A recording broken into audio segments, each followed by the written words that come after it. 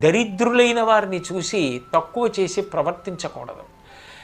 వాళ్ళు లేక ఇబ్బంది పడుతున్నారు. అయినా మీరు ఒక విషయం ఆలోచించండి, అసలు లోకంలో ఉన్నవాడన్నవాడు ఎలా ఉంటాడు? నిజంగా చెప్పాలంటే అందరికీ దరిద్రం ఉన్నదే.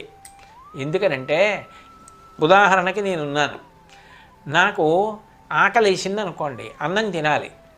అన్నం నువ్వు ఇంత గొప్పవాడిని అంటున్నావు కదా, నీ అన్నం నువ్వే తిను అన్నారనుకోండి, ఎక్కడి నుంచి వస్తుంది అన్నం? నాకు ఒక రైతు కష్టపడి పంట పండించాలి, ఆ ధాన్యం మార్కెట్కి చేరాలి, ఆ ధాన్యం ఎవరో దంపి బియ్యంగా చేసేవాళ్ళు ఉండాలి, లేకపోతే రైస్ మిల్ ఉండాలి, ఆ బియ్యం నేను తెచ్చుకోవాలి, గ్యాస్ ఇచ్చేవాళ్ళు ఉండాలి, పొయ్యి తయారు చేసేవాడు ఉండాలి, ఆ మంట మీద పొయ్యి మీద నేను అన్నం ఉడికించుకోవాలంటే మంచినీరు ప్రభుత్వం శుభ్రమైన నీళ్లు రావాలి, ఆ నీళ్లతో నేను అన్నం వండుకొని దాంట్లోకి మళ్ళీ ఎవరో పండించిన కాయగూరలు అవి తెచ్చుకొని తినాలి. నా అంత నేను అన్నం ఎక్కడ తిన్నాను? నా ఇల్లు నేను ఎక్కడ కట్టుకున్నాను? అంతెందుకు నేను తొడుక్కున్న బట్టలు ఎక్కడి నుంచి వచ్చాయి? ఎంతమంది కష్టపడితే వచ్చాయి? ఇవన్నీ నావి ఎలా అవుతాయి? ఇవన్నీ నేను సృష్టించుకున్నవి కావు. ఎవడు ఏ విషయంలోనూ ధనవంతుడేం కాడు, ఎవడు ఏ విషయంలోనూ పూర్ణమైన ఐశ్వర్యవంతుడు కాడు. ఎవడికైనా ఏదో లేనితనం ఉంటుంది.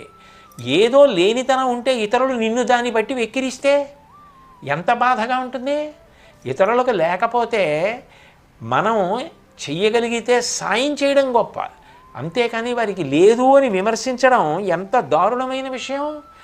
తాను కష్టపడ్డ వ్యక్తి, లేనితనం నుంచి తాను పైకొచ్చిన వ్యక్తి, అట్లా బాధపడుతున్న వాళ్ళని ఉద్ధరించడానికి కష్టపడిన వారు ఎవరుంటారో వాళ్ళ చరిత్రలు శాశ్వతంగా ఉండిపోతాయి. కాకినాడ పట్టణంలో మల్లాడి సత్యలింగనాయకర్ అని కోరింగ పక్కనే ఉన్నటువంటి పట్టణంలో పుట్టారు. ఆయన ఎంతో కష్టపడి బర్మా వెళ్ళి నౌకారంగంలో వ్యాపారం చేశారు, బాగా సంపాదించారు. నేనంత పేదరికంలో పుట్టాను, ఇప్పుడు డబ్బు సంపాదించాను, నేను భోగాలు అనుభవిస్తానని ఆయన అనలేదు.